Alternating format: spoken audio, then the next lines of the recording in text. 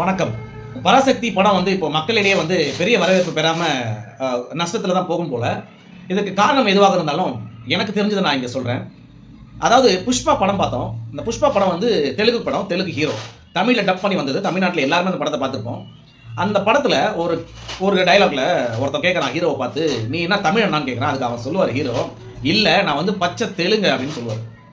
எப்படி புஷ்பா படம் தெலுங்கு படம் தான், தெலுங்கு ஹீரோ தான். ஆனா தமிழ்ல டப் பண்ணி தமிழ்நாட்டுல ஓடும்போது அதுல டயலாக், "நான் தமிழன் கிடையாது, நான் பச்சை தெலுங்கு" அப்படின்றாங்க. இத நம்ம தப்பு சொல்ல முடியாது. அவங்க மொழி மேல வச்சிருக்கிற பற்ற காட்டுது இல்லையா? இது தெலுங்கு படம். இப்ப பராசக்தி தமிழ் படம். இந்த படத்தோட முக்கியமான அஜெண்டா என்ன? நம்ம சிவகார்த்திகேயன் கூட தெரிஞ்சு விழுந்தாரா, தெரியாம விழுந்தாரா எனக்கு தெரியல. இது தமிழுக்கான படம், தமிழர்களுக்கான படம் அப்படின்னு சொல்லிட்டு வீண் விளம்பரம் செய்துட்டு இருக்காங்க.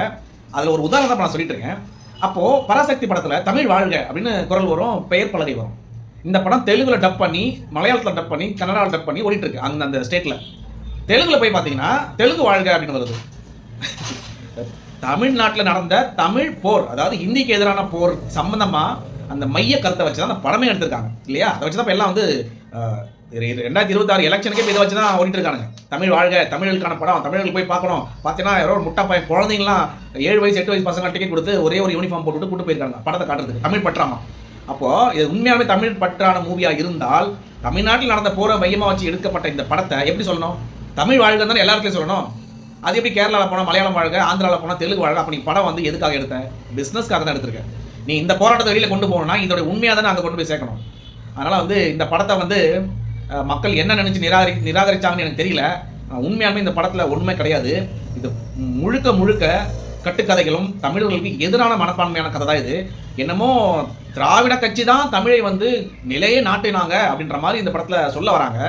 இன்னொரு எக்ஸாம்பிள் சொல்லணும்னா, என்ன விஷயத்தை மாற்றி வச்சிருக்காங்கன்னு சொல்லுவோமா, பார்ப்போமா?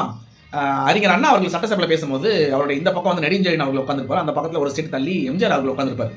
பழைய ஒரிஜினல் சொல்கிறேன், ஓஜி. ஆனால் இந்த படத்தில் அறிஞர் அண்ணா மாதிரி ஒருத்தர் பேசுகிறாரு, அப்படியே பக்கத்திலே கலைஞர் உட்காந்துருப்பார். ஏன் நெடுஞ்செழியன் மாதிரி ஒரு கேரக்டர் உட்கார வைக்க வேண்டியது தானே? ஏன்னா மக்கள் கேட்பாங்க அவர் யாருன்னு. எதுவுமே தெரியக்கூடாது, கலைஞர் பக்கம் மட்டும் தான் தெரியணும். இந்த பிராண்ட் அதனால் இது பிராண்டுக்கான படம் தான். இது தமிழர்களுக்காக படமே கிடையாது. ஒரு என்டர்டெயின்மெண்ட் சொல்லிட்டு போங்க, அவ்வளோதான். ஏன் தேவையில்லாத வீண் விளம்பரம்? எங்களை மாதிரி தமிழ் தேசியவாதிகள்லாம் இதை பார்க்கும்போது எங்களால் இதெல்லாம் சகித்துக் கொள்ளவே முடியல. அதனால் பராசக்தி ஒரு சாதாரண படம், போய் பாருங்கள். தமிழுக்கான படம்லாம் ஒன்றும் கிடையாது. நன்றி, வணக்கம்.